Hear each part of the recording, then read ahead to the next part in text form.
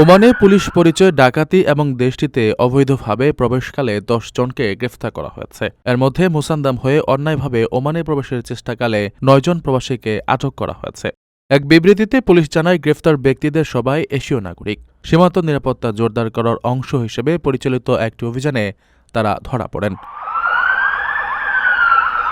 অন্যদিকে নর্থ আল বাতিনায় ভুয়া পুলিশ পরিচয়ে প্রতারণা ও ডাকাতির অভিযোগে একজন ব্যক্তিকে গ্রেফতার করেছে পুলিশ।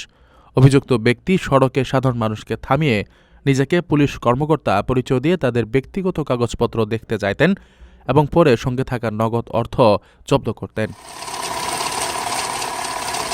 রয়্যাল ওমান পুলিশ জানিয়েছে, উভয় ঘটনার ক্ষেত্রেই আইন অনুযায়ী ব্যবস্থা গ্রহণ করা হচ্ছে এবং তদন্ত শেষ হলে অভিযুক্তদের বিরুদ্ধে প্রয়োজনীয় আইনি পদক্ষেপ নেওয়া হবে। পুলিশ জনগণকে এ ধরনের প্রতারণা ও অবৈধ কর্মকাণ্ড সম্পর্কে সতর্ক থাকার পাশাপাশি সন্দেহজনক কোনো পরিস্থিতি নজরে এলে তাৎক্ষণিকভাবে কর্তৃপক্ষকে অবহিত করার আহ্বান জানিয়েছে।